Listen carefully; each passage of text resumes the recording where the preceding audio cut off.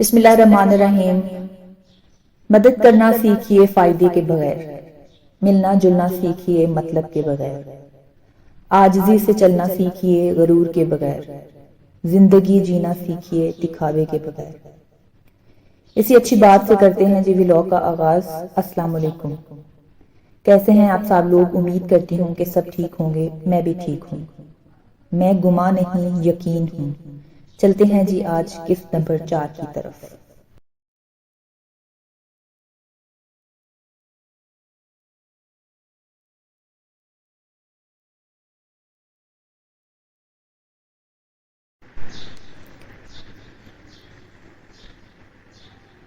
بوا نے پورے گھر کا چکر لیا اور سب دروازے چیک کیے۔ یہ ان کا پرانا معمول تھا جس پہ وہ برسوں سے کاربند تھیں۔ اپنے کمرے کی طرف جاتے جاتے وہ ایک بار پھر زیان کے کمرے کے سامنے رکی، ہاتھ سے دروازے پہ دباؤ ڈالا، وہ اندر سے لاک تھا۔ کچھ دیر وہ وہیں کھڑی سوچتی رہیں اور پھر سر جھٹک کر اپنے کمرے کی طرف چل دی۔ وہ جب دودھ لے کر امیر احمد کے کمرے کی طرف جا رہی تھیں تو زرینہ بیگم کی کچھ باتیں دروازہ بند ہونے کے باوجود بھی ان کے کانوں میں پڑ گئی تھیں، کیونکہ وہ اونچی آواز میں بولنے کی عادی تھی۔ بوا کی عمر کا بیشتر حصہ اسی گھر کے مکینوں کے ساتھ گزرا تھا۔ وہ زرینہ بیگم سے بھی پہلے یہاں تھی، زمانے کے سرد و گرم سے آشنا اور جہاں دیدہ تھی۔ زرینہ بیگم کا اول دن ہی سے زیان کے ساتھ مخمسانہ رویہ ڈھکا چھپانا تھا۔ انہوں نے زیان کو امیر احمد کی بیٹی نہیں اپنی حریف سمجھا تھا۔ بوا کا دل اس سلوک پہ احتجاج کرتا لیکن وہ کچھ نہیں کر سکتی تھی۔ ہاں، زیان کے لیے ان کی محبت اور توجہ پہلے سے بڑھ گئی تھی، وہ ہر ممکن اس کی دلجوئی کرتی۔ زرینہ بیگم نے جو اچانک شادی کا شوشہ چھوڑا تھا وہ بلا وجہ نہ تھا، گھر میں سب کو ہی پتا تھا زیان کو اعلیٰ تعلیم حاصل کرنے کا بے پناہ شوق ہے۔ اس کے ارادے بلند تھے، وہ گھر کے گھٹے گھٹے ماحول سے چھٹکارا پانا چاہتی تھی، سو اس کی تمام تر توجہ اپنی پڑھائی پہ تھی اور اس پہ وہ کوئی سمجھوتا کرنے کی قائل نہ تھی۔ ایسے میں اپنی شادی کا ذکر اسے مشتعل کر سکتا تھا۔ بوا آنے والے وقت کے خیال سے پریشان تھیں۔ یونیورسٹی کے وسیع سبزہ زار پہ دھوپ نے ڈیرا جما رکھا تھا۔ کلاسز آف ہونے کے بعد وہ پانچوں کے پانچوں پسکڑا مار کر ادھر ہی بیٹھ گئے تھے۔ رنم نے کومل کے کندھے سے ٹیک لگائی ہوئی تھی جبکہ اس کے چہرے پہ کوفت کے آثار تھے۔ رائنا نے سبب دریافت کیا تو وہ پھٹ پڑی۔ کتنے دن ہو گئے ہیں، نہ کوئی پارٹی، نہ پکنک، نہ موج، نہ مستی، نہ ہنگامہ۔ میں روٹین لائف سے بور ہو گئی ہوں۔ اس کے چہرے پہ دنیا جہان کی بیزاری تھی۔ رنم نے پیار سے اس کے بال سہلائے اور اس کے کندھے سے اپنا سر اٹھا لیا۔ تو کیا خیال ہے بیسمنٹ نائٹ کلب نہ چلا جائے؟ اس نے باری باری سب کی طرف تائید طلب نگاہوں سے دیکھا تو سب نے پہلے اشر نے نعرہ مستانہ بلند کیا۔ واو، ونڈرفل آئیڈیا۔ ہاں ٹھیک ہے، انجوائمنٹ رہے گی۔ رائنا بھی راضی تھی۔ اوکے ڈن ہے، رات کو چلیں گے۔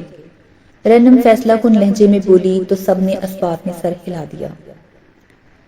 اب میں تو گھر جا رہا ہوں۔ فراز سب سے پہلے اٹھا، وہ کی رنگ جھلاتا پارکنگ ایریا کی طرف آیا تو رنم بھی اٹھ کھڑی ہوئی۔ تینوں کو سی یو بول کر وہ اپنی گاڑی نکالنے لگی۔ کچھ ہی دیر بعد وہ بڑی طوفانی رفتار سے گاڑی ڈرائیو کرتی F81 کی طرف جا رہی تھی جہاں اس کی جنت اس کا گھر تھا۔ احمد سیال ڈیلیگیشنز کے ساتھ مصروف تھے۔ انہوں نے رنم کو اپنی مصروفیات سے آگاہ کر دیا تھا، اس لیے وہ اندھیرا چھاتے ہی اپنی تیاری میں لگ گئی تھی۔ پارٹیز، پکنک، ہلا گلا، سیر و تفریح میں اس کی جان تھی۔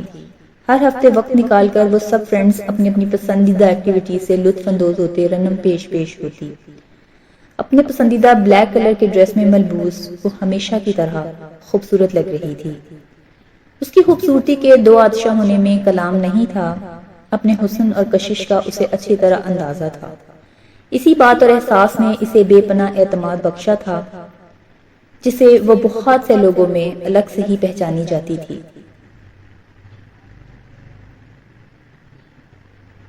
وہ سب دوست ہائی سوسائٹی کے اس کلب کے باقاعدہ رکن تھے۔ احمد سیال کی بیٹی ہونے کے ناطے اور پھر اپنی بے پناہ خوبصورتی کی وجہ سے گمنام نہیں رہی تھی۔ سب اسے اچھی طرح جانتے تھے اور اسی حساب سے پروٹوکول بھی دیتے تھے۔ آج بہت دن بعد سب دوست کلب میں اکٹھے ہوئے تھے۔ ڈائننگ فلور پہ شوخ مغربی دھن پہ نوجوان جوڑے قدم سے قدم لائے رقص کر رہے تھے۔ رنم کو بذات خود ڈانس اور موسیقی کے اس مظاہرے سے دلچسپی نہ تھی، پر اسے نوجوان جوڑوں کی ہی حرکات محسوس کرتی۔ ہال کے چاروں طرف مخصوص فاصلے کی حد میں چھوٹی چھوٹی گول میزیں اور ان کے گرد کرسیاں پڑی تھیں جو رقص سے تھک کر آرام کرنے والوں کے کام آتی۔ رائنا، رنم اور فراز تینوں ایک میز کے گرد بیٹھے تھے، جبکہ کومل، اشر ڈائننگ فلور پہ دوسروں کے جوڑوں کے ساتھ رقص کر رہے تھے۔ وہ تینوں دوست انہی کے بارے میں بات کر رہے تھے۔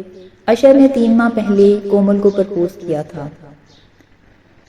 اس نے اشر سے سوچنے کے لیے مہلت مانگی اور ابھی تک کوئی جواب نہ دیا تھا۔ یہ بات انہیں فکر مند کر رہی تھی۔ کومل سیدھے سیدھے ہاں کیوں نہیں کر دیتی؟ دونوں میں ذہنی ہم آہنگی اور لگاؤ تھا۔ رہی ان کی محبت تو وہ بھی ڈھکی چھپی نہ تھی۔ اس کے باوجود بھی کومل سوچنے کے لیے وقت مانگ رہی تھی۔ رنم، تم نے کیا پلان کیا ہے فیوچر کے لیے؟ رائنا نے ایک دم سے سوال کر کے موضوع بدل دیا۔ پلان کیا کرنا ہے، بس لائف کو انجوائے کر رہی ہوں، وہ بے نیازی سے بولی۔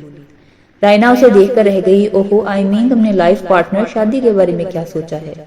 اس پر فراز بھی دھیان دینے پر مجبور ہو گیا۔ ابھی بہت ٹائم ہے یار۔ اس نے بات ہنسی میں اڑا دی تو رائنا کا منہ سا بن گیا۔ رنم اتنی آسانی سے کسی کو اپنی سوچوں تک رسائی حاصل کرنے نہیں دیتی تھی۔ خود سر و خود اعتمادی کی دولت سے مالا مال۔ فراز دونوں کی باتیں غور سے سن رہا تھا۔ اس نے ایک بار بھی ان کی گفتگو میں دخل نہیں دیا۔